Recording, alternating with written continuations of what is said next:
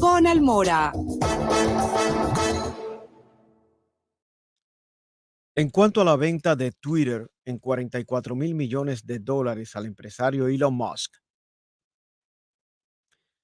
el propio Musk ha dicho que la libertad de expresión es la base de una democracia que funcione y Twitter es la plaza pública digital donde se debaten asuntos vitales para el futuro de la humanidad.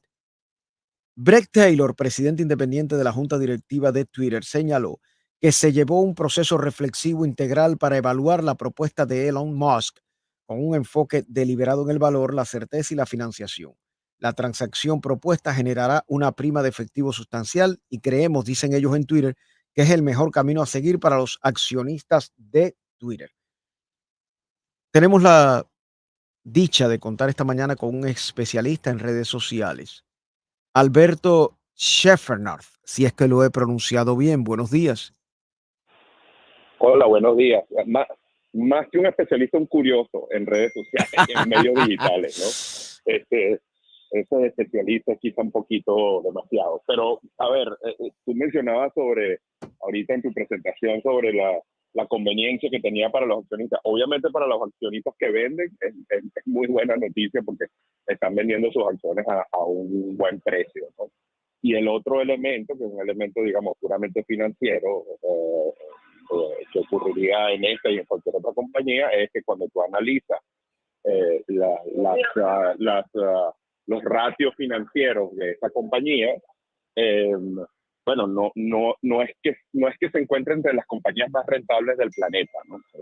El valor al que está comprando Elon Musk es eh, 2 órdenes de magnitud mayor a los beneficios operativos del año fiscal anterior, ¿no? Es decir, la diferencia entre la rentabilidad operativa de esta compañía y el valor a la que lo compró no podía ser más grande. De modo que la naturaleza de la compra es de orden estrictamente estratégico y no de negocio, ¿no? Está muy lejos de ser una decisión de negocio. Ahora, yo tengo una duda porque yo lo que escuché es que Elon Musk quiere sacar de compañía pública de la bolsa a Twitter, o sea, pero continúa como compañía privada. Las acciones de Twitter en este momento se han desplomado, bueno, no tanto, han bajado $1.05, están en 50,65. ¿Cómo ve usted la tendencia? ¿Subir, a bajar? ¿Y qué va a pasar con si él decide que la compañía no sea pública, sale de bolsa? ¿Qué pasa con los accionistas? Bueno, eso no va a ocurrir más porque él está haciendo una oferta para comprar el 100% de las acciones de la compañía y las acciones van a quedar completamente en manos de él. Claro. A veces estas operaciones no son perfectas y quedan, no sé, 5, 10% en manos de otros accionistas, pero la acción puede hacer un filing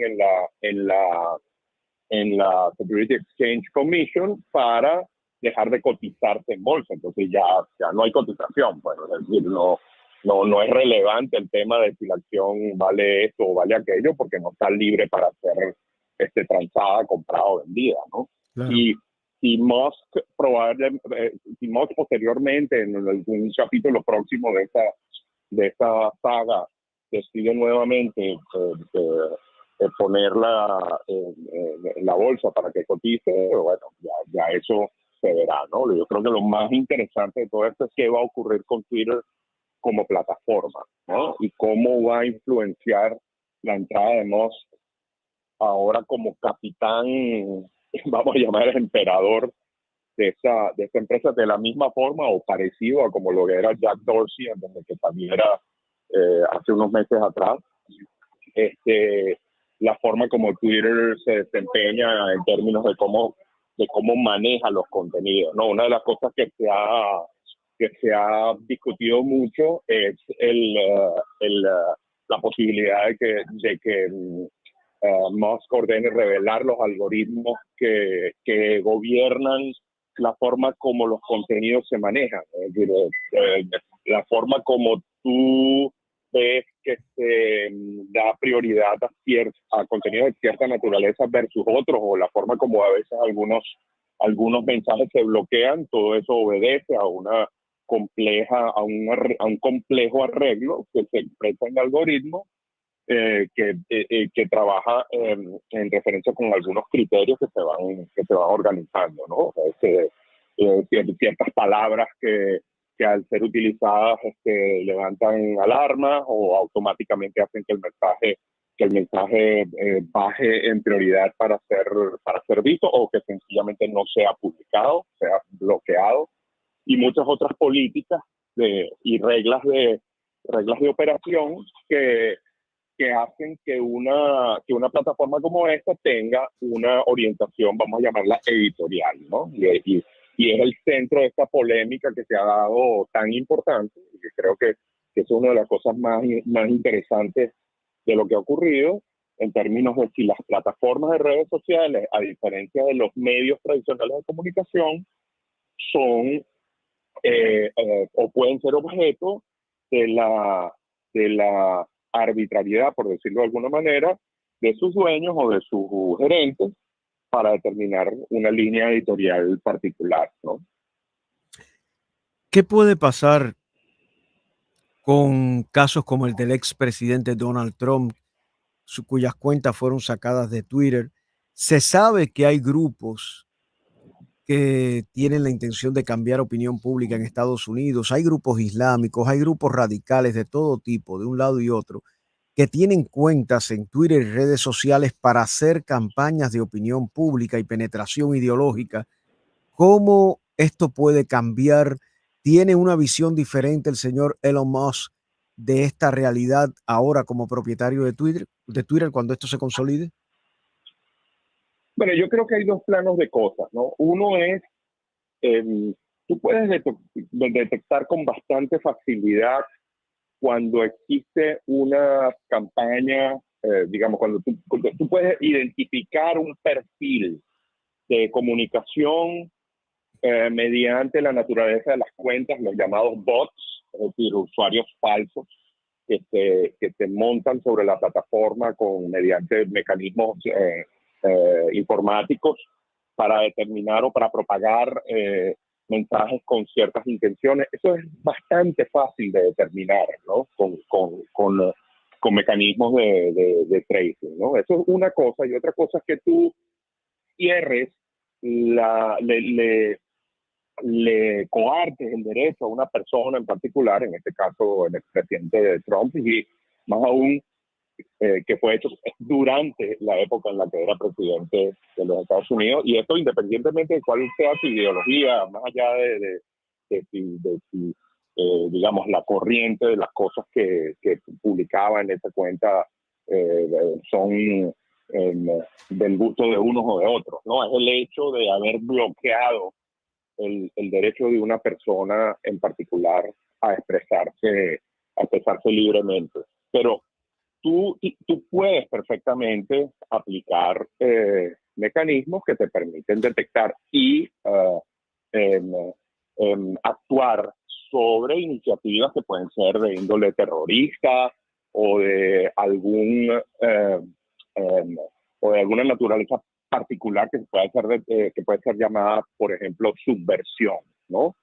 Eso no es especialmente difícil de hacer. Ahora, en cuanto a corrientes, es decir, en cuanto a la intención que pueden tener grupos o individuos de expresar posiciones políticas para divulgarlas, bueno, de eso se trata, ¿no? Es decir, todo el mundo tiene derecho Claro. a expresar y a poner sobre la mesa cuáles son sus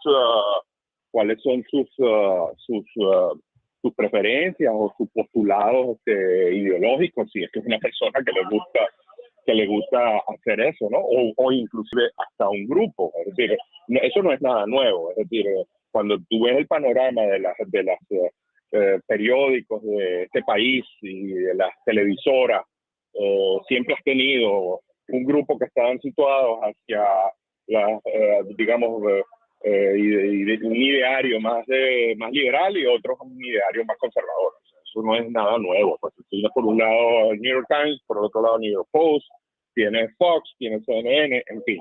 No, yo lo que me refiero, Eso no es no, una yo lo que me novedad. refiero, Alberto de Sheffernuth, es a divulgar cosas que puedan, primero, hacer que no sean ciertas y que se propagan como fichas de dominó cayendo una tras otra, o también divulgar cosas que atenten contra la seguridad nacional o la seguridad pública, ¿no? Ahí es donde me preocupa hasta qué punto estas plataformas pueden ser vulnerables o de hecho son vulnerables a esto, es lo que yo me preocupo. No la diversidad de opinión que, como usted dice, es cierto, ha existido siempre y tiene que seguir existiendo como base de esta sociedad, ¿no? Es lo que yo me refería.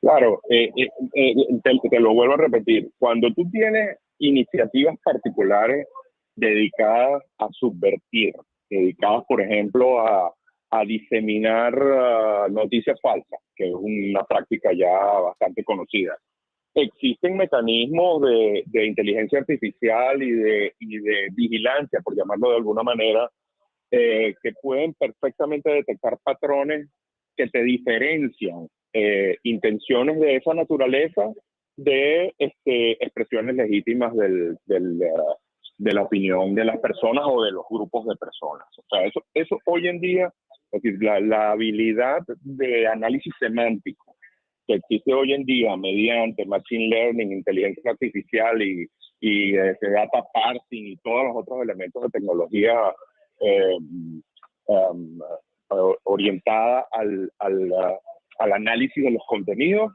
porque no son solamente contenidos textuales, contenidos de texto, sino que puedes analizar sonido, puedes analizar imágenes, puedes analizar muchas cosas y determinar patrones con bastante facilidad.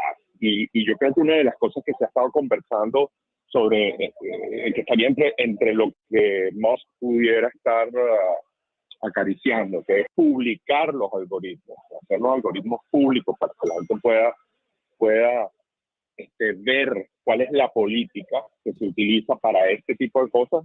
Creo que pudiera ser un ejemplo interesantísimo de una nueva forma de entender las redes sociales. Le agradezco muchísimo al especialista en redes sociales, Alberto Schäfernorth, por estar con nosotros esta mañana y por ilustrarnos un poco de lo del futuro de Twitter, que parece que va a seguir estando ahí, es un futuro alentador, de acuerdo a su análisis, qué bueno que va a ser así. Curiosamente, esta mañana se ha desplomado un poco la acción de Tesla, que es la compañía propietaria de la que es propietario Elon Musk, que lo ha dado a conocer internacionalmente. Se ha desplomado la acción de Tesla, más de 50 puntos, pero bueno, esto también el mercado está muy convulso. A esta hora Twitter está perdiendo entre $1, un punto y 83 centavos así. Y Tesla en este momento, pues 53 puntos hacia abajo. O sea, estamos hablando de un casi 6%. Muchas gracias por estar con nosotros.